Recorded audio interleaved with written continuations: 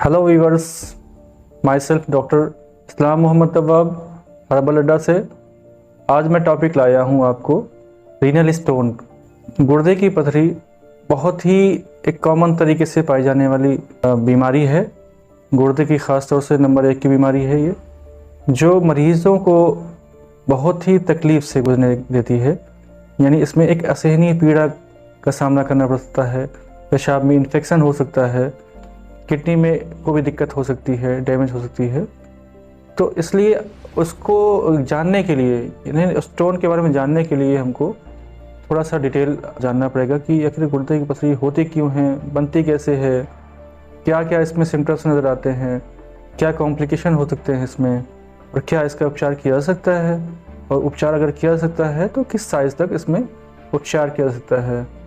उमूमन इसमें जो है पेशाब के में जो कैल्शियम ऑक्सलेट या अदर्स क्रिस्टल्स होते हैं एक दूसरे से मिल जाते हैं, और ये पेशाब के रास्ते में या किडनी के अंदर या यूरेटर में या यूरिनरी ब्लैडर के अंदर ये कहीं ना कहीं जाके कलेक्ट हो जाते हैं, और ये जो है बहुत ही पेनफुल स्थिति जो है पैदा करते हैं।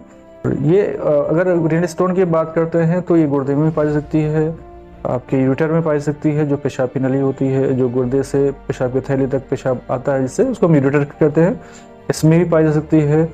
आपके यूरिनरी ब्लैडर के अंदर भी पाई सकती है, और कभी कभी टिप ऑफ यूथरा के अंदर भी फंस सकती है ये, और ये बहुत ही तकलीफ देह होती है। अगर इसकी हम बात करते हैं, इसके अगर सिम्टम की बात करते हैं तो इसमें जो सबसे पहले अगर देखते हैं कि स्टोन पहले तो साइलेंटली पड़ी रहती है, हमको कुछ नहीं मालूम पड़ता इसके बारे में। कभी अल्ट्रासाउनोग्राफी कराते हैं या कुछ जांच कराते हैं तब हमको मालूम पड़ता है कि कोई स्टोन है, और कभी कभी आपके पास रात में या मेडिकल इमरजेंसी के तहत कोई मरीज़ आएगा और बहुत पेनफुल स्थिति में आता है, तो वो दर्द 1 घंटा भी रह सकता है, और 2 घंटे भी रह सकता है, और 3 घंटे भी रह सकता है। इतना सीवियर पेन होता है इसमें कि मरीज़ तड़पता है, जैसे मछली को पानी से बाहर निकाल लिया जाए तो उस जैसे मछली तड़पती है पानी के बगैर, इसी तरह जो है मरीज़ बहुत तड़पता है, बहुत पेनफुल कंडीशन इसमें होती है।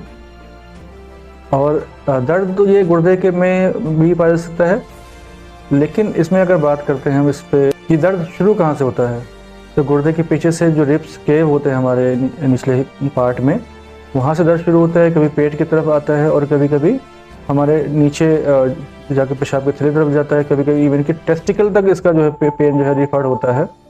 और ये बहुत कार्डिनल साइन होता है कि अगर पेन हो रहा है और दर्द नीचे की तरफ जा रहा है तो हम बगैर जांच के भी मान लेते हैं कि इसको मे बी स्टोन हो सकता है इसको।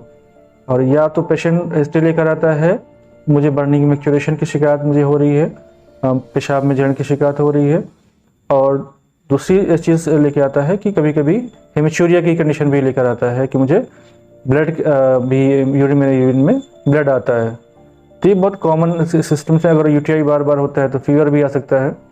तो अगर हम आज पेन को समझते हैं तो पेन सबसे पहले गुर्दे के अंदर से शुरू होता है, और कभी आपको नीचे पेट की तरफ डिसेंडिंग पोजीशन में नीचे की तरफ रिफर होता है। क्योंकि एक चीज़ हमको थोड़ा डिफरेंस करनी होती है कि गुर्दा और लीवर बहुत पास पास होते हैं। कभी कभी हमारे गॉल ब्लैडर में स्टोन होती है और हम उसको डाउटफुल लेके उसको किडनी स्टोन समझ बैठते हैं, लेकिन गॉल ब्लैडर स्टोन के अंदर जो क्या होता है, पेन ऊपर की तरफ, ऊपर की तरफ जाता है, पग हमारे स्कैपुला की तरफ जाता है, पीठ के पीछे की तरफ जाता है दर्द। और रीनल स्टोन में पेन डिसेंडिंग पोजीशन होता है, नीचे की तरफ आता है, और वो आके यूरेटर में अगर स्टोन होती है तो स्टोन यूरेटर में भी प्रॉब्लम पेनफुल हो सकती है। इसके बाद अगर वो ब्लैडर में आ जाती है तो नाभ के नीचे हमारे दर्द होता है, पेशाब में करने में दिक्कत होती है, या पेनफुल डिस्यूरिया की कंडीशन पैदा हो जाती है। तो जैसे मैंने आपको बताया कि इसमें जो लक्षण जो होते हैं, 30 से 40 साल की जो महिलाएं होती हैं या पुरुष होते हैं, इन दोनों में पाया जाता है। लेकिन महिलाओं में, खासकर पुरुषों में 3 गुना पुरुषों में ये ज़्यादा पाया जाता है। अगर जो है इसको हम डायग्नोस नहीं करते हैं, या किसी रीज़न से डायग्नोस हो जाती है कि हाँ अल्ट्रासाउंड कराने गए हम तो उसको स्टोन मिलेगी, तो उसको हम कहते हैं साइलेंट स्टोन पड़ी होती है कभी कभी। और लेकिन कभी कभी पीठ में दर्द होता है, पेट में दर्द होता है, पेशाब में जलन की शिकायत होती है, पेशाब में खून भी आ जाता है, पेन की बात करें तो पेन डिपेंड करता है आपकी पथरी की साइज़ पर और साइट पर, यानी इसकी साइज़ क्या है और कहाँ पर है वो, उसकी लंबाई क्या है, उसकी चौड़ाई क्या है। तो इस पर डिपेंड करता है कि कभी कभी स्टोन डिपेंड करता है कि आपके इसके सिम्टम्स क्या नज़र आएंगे। पथरी का दर्द अचानक भी शुरू हो सकता है और दिन में तारे दिखा सकता है, अर्थात दर्द बहुत ही असहनीय होता है। अगर हम बात करते हैं कि पथरी बनती कैसे है, तो इसका मैकेनिज़्म आज भी बहुत क्लियर नहीं है, लेकिन ऐसा माना जाता है कि जब हम हमारी रूटीन लाइफ में पानी का सेवन कम हो जाता है, यानी हम पानी कम पीते हैं, नाश्ता किया 1 गिलास पी लिया, दोपहर खाना खाया तो 1 गिलास पी लिया और शाम का खाना खाया तो 1 गिलास पी लिया, तो इसमें हमारा जो वाटर इंटेक है बहुत कम हो जाता है। या वाटर इंटेक इसलिए भी कम हो जाता है कि हम ट्रैवलिंग पोजीशन में होते हैं या जॉब के लिए जाते हैं या हम बहुत ही ज़्यादा धूप में टहल लेते हैं, तो हमारे पसीने बॉडी में डिहाइड्रेशन की शिकायत पैदा हो जाती है। तो पानी की पीने की आदत कम हो जाती है, नहीं, पानी की कमी किसी न किसी तरीके से हमारी बॉडी में हो जाती है। कभी कभी ये जेनेटिक्स भी होती है कि अगर पापा को है, दादा को है, तो आपको भी हो सकती है। इसके जो पेशाब की नली में बार बार अवरोध हो जाना किसी वजह से, इन्फेक्शन की वजह से या और भी से रीज़न्स हैं जिसमें इसमें जो है अवरोध पैदा हो जाता है और पथरी बनने का कारण बनता है। विटामिन सी है, कैल्शियम की टैबलेट्स हैं, जो बहुत लोग डॉक्टर की सलाह के बगैर दावत की, हमारे यहाँ एक फैशन सा है कि हम मेडिकल स्टोर में जाते हैं, अपनी दवा जो है उससे पूछते हैं मेडिकल स्टोर वाले से और वो दवा खा लेते हैं। और कोई तो ऐसे हैं गूगल करते हैं और दवा, मुझे विटामिन सी कमी है, गूगल किया, दवा उन्होंने बताई और आपने दवा खा ली। या लोगों ने कहा कि पैरों में दर्द हो रहा है, आर्थराइटिस है, तो आपने कैल्शियम दवा खाना शुरू कर दी। तो किसी भी चीज़ की अधिकता जो होती है, इस जो है विटामिन सी हो या विटामिन डी हो, इसमें भी प्रॉब्लम होती है। लेकिन कभी कभी, और इसके अलावा कभी कभी जो बेड रिटन पेशेंट होते हैं, जो मरीज़ मुस्तकिल लेटा होता है, इसके भी एक कॉज बनता है कि ये स्टोन की इसमें शिकायत हो सकती है। इसके अलावा पैराथायरॉयड हार्मोन यानी हाइपर पैराथायरॉयडिज्म की तकलीफ होती है, उसमें भी स्टोन बार बार बन सकती है। मन में कभी बार सवाल आते हैं, क्या पथरी की वजह से हमारी किडनी खराब हो सकती है? एक बहुत कॉमन सवाल है और मेरी आदत भी है कि अगर स्टोन का पेशेंट आता है तो मैं उसकी जांचों में से KFT ज़रूर कराता हूँ, किडनी फंक्शन टेस्ट ज़रूर कराता हूँ। पेशेंट बताता है आपको जब से उसको दर्द हुआ है, वो हिस्ट्री देता है, लेकिन आप जब उसकी USG देखते हैं तो हमारे 15 mm की है, 20 mm की है, इस तरह की स्टोन पाई जाती हैं। उसको साइलेंटली कब से पड़ी है उसको खुद को नहीं पता होता है। तो सबसे पहले हम काम करते हैं कि उसका जो है किडनी फंक्शन टेस्ट कराते हैं, क्योंकि कभी कभी क्या होता है कि किडनी के अंदर गोल जो है राउंड्स और ओवल शेप में जो है चिकनी होती है स्टोन्स, जो है वो पेशाब के रास्ते को यानी कहीं न कहीं पेशाब के रास्ते को रोक देती हैं, अवरोध पैदा कर देती हैं, जिसकी वजह से हमारी किडनी में हाइड्रोनेफ्रोसिस की कंडीशन पैदा हो जाती है, यूरिन सही से पास नहीं होती है, तो गुर्दे को, जैसे हम आम ज़बान में कहते हैं कि गुर्दे फूल गए हैं, तो गुर्दों में सूजन आ जाती है। और ये ज़्यादा साइंटिफिकली अगर देखा जाए तो ये 3 महीने के अंदर अगर अवरोध है उसमें, और hydronephrosis mild to moderate to high अगर हो रही है, तो इसमें गुर्दे ख़राब होने के चांसेस बढ़ जाते हैं कि पथरी निकल जाने के बाद भी गुर्दा अपने सही से काम नहीं कर पाता है। इसलिए हमको हमेशा ध्यान देते रहना चाहिए कि प्रॉब्लम इसमें ज़्यादा दिन तक ना बनी रहे। अगर इलाज नहीं कराते हैं इसका हम सही समय पर, डॉक्टर से कंसल्ट नहीं करते सही समय पर, तो हमको हमेशा इसको झेलना पड़ेगा कि मरीज़ की जो है गुर्दे के जो फंक्शंस होते हैं, जो कार्य क्षमता होती है, उसकी कमज़ोर हो जाती है, और जो हमारा वेस्ट प्रोडक्ट बॉडी के अंदर हमारा होता है वो सही तरीके से प्रॉपर रूप से नहीं निकल पाता है, और वो पेशेंट जो है हमारा रीनल फेलियर में चला जाता है। कभी कभी कि तो हमको किडनी का हीट काट कर निकालना पड़ता है कि वो फंक्शन नहीं कर रही होती है।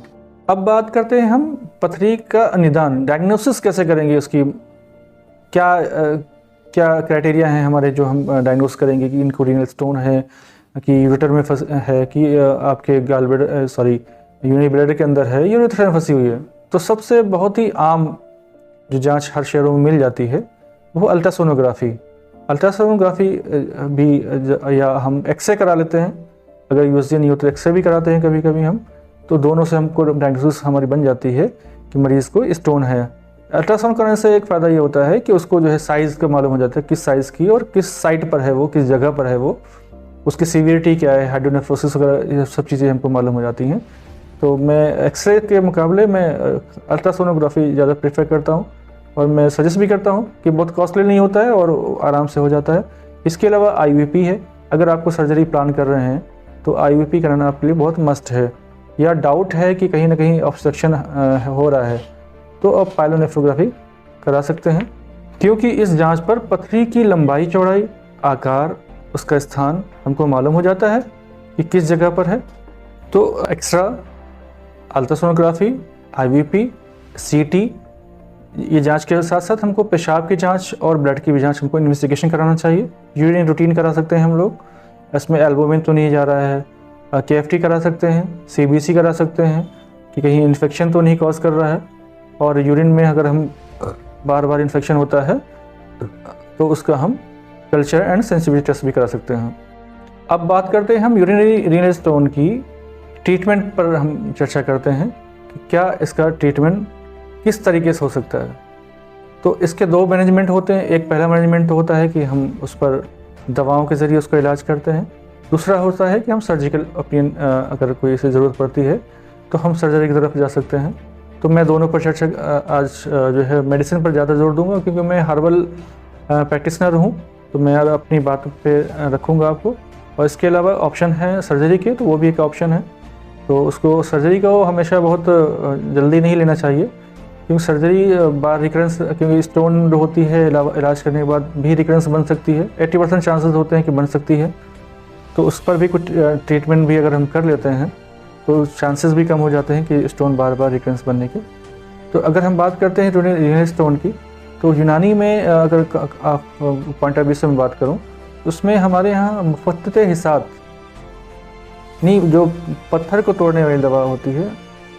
और रिसर्च में भी आ चुका है कि ऐसी दवा जो पथरी को तोड़ने के लिए होती है वो पत्थर से ही बनती है। बहुत कॉमन ड्रग, यूनानी की ड्रग ऑफ चॉइस जिसको कहा जाता है, हजरुल यहूद, तो खुद अपने में आप में एक पत्थर होता है, लेकिन जब उसका भस्म बनाकर उसको हम प्रयोग करते हैं किसी रीनल स्टोन वाले पेशेंट पर, तो उसका बहुत अच्छा इसका उपयोग होता है।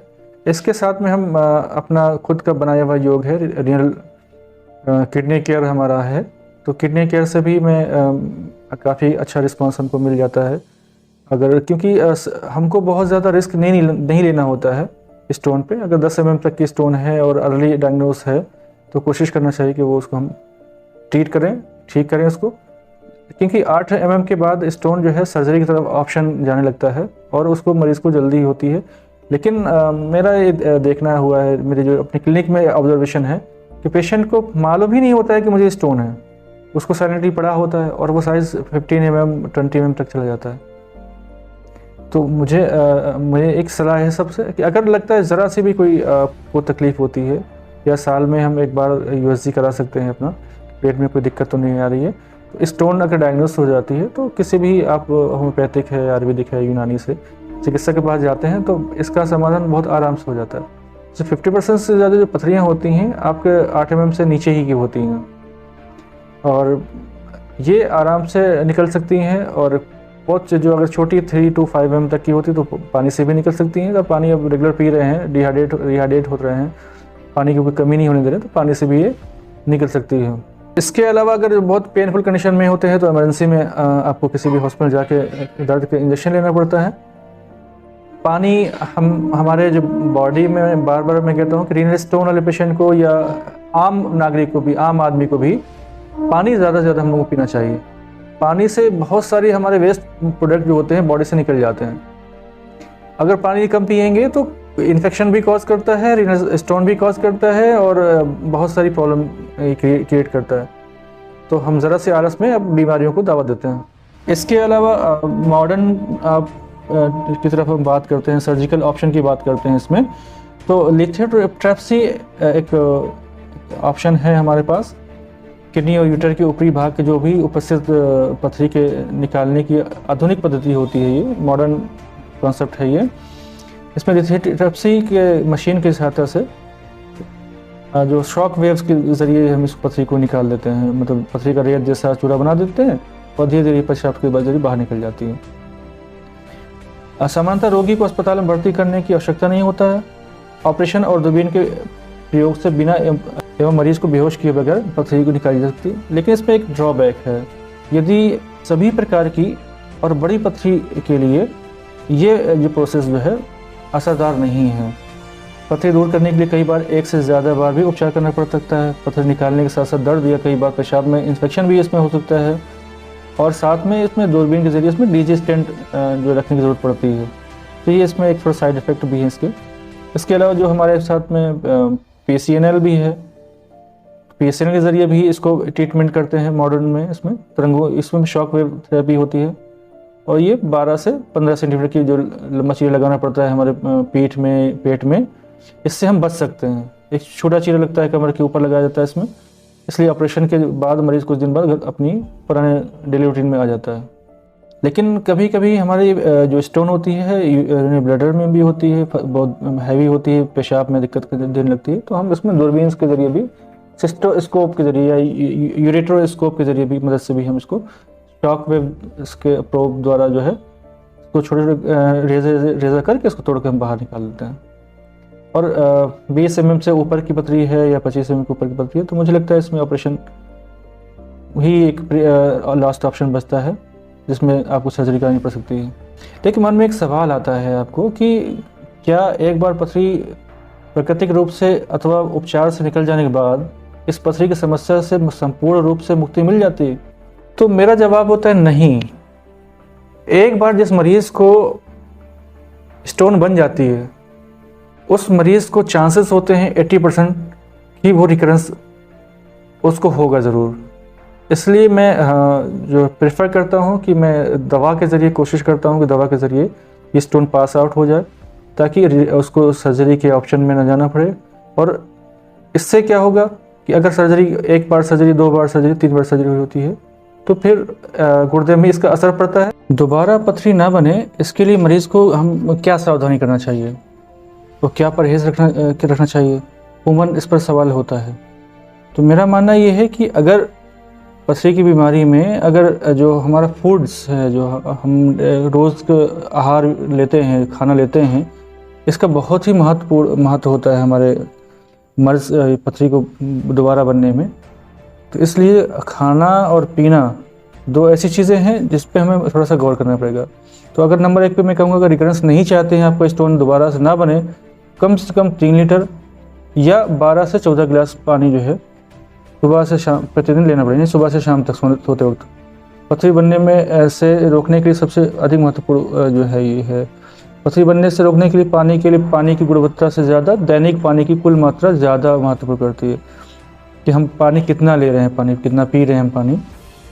और पथरी को बनने में रोकने के लिए कितना पानी पिया गया है, इससे भी ज़्यादा कितना मात्रा में पेशाब हुआ है, ये महत्वपूर्ण है। यानी अगर डेली की बात करते हैं, 2 लीटर से ज़्यादा पेशाब हो, इतना ज़रूर पानी पीना चाहिए। पेशाब पूरे दिन पानी जैसा ही निकले। अभी अगर पानी कम पिएंगे तो पेशाब का जो रंग होगा पीला हो जाएगा, गाढ़ा हो जाएगा। ये उमर शिकायत करते हैं कि पेशाब साफ़ नहीं हो रहा, पीला हो रहा है। तो वो लोग जो डिहाइड्रेशन की शिकार हो जाते हैं, पानी कमी हो जाती है, उनमें ये प्रॉब्लम होती है। इसके अलावा अगर हम खाने पीने की बात करते हैं, तो पथरी के जो प्रकार होते हैं, डिफरेंट काइंड्स ऑफ जो स्टोन हमने आपसे ऊपर पहले बताई आपको, तो उसमें हमको क्या क्या प्रिकॉशन लेना चाहिए, क्या क्या परहेज़ करना चाहिए हमको। खाने में नमक कम मात्रा में लेना चाहिए। नमकीन पापड़ है, अचार है, जैसे ज़्यादा नमक वाले खाद्य पदार्थ नहीं खाने चाहिए हम लोगों को। पथरी बनने से रोकने के लिए बहुत सारी महत्वपूर्ण सूचनाएं हैं, लेकिन ये चीज़ें हम आम लोग तो ऐसे अवेयर नहीं होते हैं, और इसका जो है नुकसान होता है। पानी का हो गया, पानी जब ज़्यादा पिएंगे तो पेशाब ज़्यादा होगा। इसके लिए हम कोशिश करने के जो नींबू पानी है, नारियल पानी है, मौसम्बी का रस है, अनानास का रस है, गाजर है, करेला है, बिना बीज के टमाटर है, केला है, जौ है, जई है, बादाम है आदि का अगर इस्तेमाल हम करते हैं पथरी को रोकने के लिए, तो ये बहुत मददगार हमको साबित होता है। और गर्मी के सीज़न में कीड़ा आता है, ककड़ी आती है, जितने भी वाटरी फ्रूट्स जैसे खरबूजा है, ये सब चीज़ें जो है हमको पथरी ना होने में मदद देती हैं। पथरी के जो मरीज़ होते हैं उनको दूध के उत्पादन जैसे उच्च कैल्शियम वाले जो होते हैं, हाई कैल्शियम डाइट्स जो होती है, उनको नहीं लेना चाहिए। पालक है, आपकी बंद गोभी है, इन सब चीज़ों से हमको परहेज़ करना चाहिए। विटामिन सी है, विटामिन डी है, इनका भी हमको प्रयोग करना चाहिए। लेकिन अब अगर हम बात करते हैं ऑक्सीडेट वाली पथरी के लिए हम क्या परहेज़ करें, तो साग सब्जी में टमाटर है, भिंडी है, बैंगन है, सहजन है, ककड़ी है, पालक है, चौलाई है, और फलों में चीकू है, आंवला है, स्ट्रॉबेरी है, रसभरी है, शरीफा है, काजू है। अगर हम मशरूब की बात करते हैं कि ड्रिंक की बात करते हैं तो कड़क उबली हुई चाय नहीं पीना चाहिए, अंगूर का जूस नहीं पीना चाहिए, कैडबरी है, कोको है, चॉकलेट है, थम्स अप है, पेप्सी है, कोको कोला है, इस सब चीज़ों का हमको प्रयोग नहीं करना चाहिए। अब हम बात करें अगर यूरिक एसिड की, तो यूरिक एसिड में हमको स्वीट ब्रेड्स हैं, होल व्हीट ब्रेड्स हैं, दालें हैं, मटर हैं, सेम है, मसूर की दाल है। तो 80% मरीज़ों में पथरी हो सकती है, लेकिन इसलिए अगर उसको हम परहेज़ करते हैं तो ये मुश्किल नहीं होगी। सब्जियों में जैसे फूल गोभी बताया मैंने, बैंगन है, पालक है, मशरूम है, चीकू, सीताफल, कद्दू। मांसाहार तो बिल्कुल नहीं, मांस जो होता है मुर्गा, मछली, अंडा, बियर, शराब, ये सब चीज़ें नहीं लेना चाहिए। तो और कैल्शियम बहुत यूज़ करते हैं, बहुत ज़्यादा यूज़ नहीं करना चाहिए। और हम अपनी पथरी स्वतः निकल जाने के बाद या ट्रीटमेंट के बाद या आफ्टर सर्जरी या आफ्टर मेडिसिन जो हमारी स्टोन निकल जाती है तो हम उसके दर्द को अनुभव कर चुके होते हैं, इसलिए हमको कोशिश करना चाहिए कि हम इन सब चीज़ों को परहेज़ करते रहें और हेल्दी बने रहें और अपने गुर्दे को प्रॉपर पे रिहाइड्रेट करते रहें, पानी उसको देते रहें ताकि पेशाब साफ़ होगा। जब फ्लो सही होगा तो पथरियाँ बार बार नहीं बनेंगी। धन्यवाद।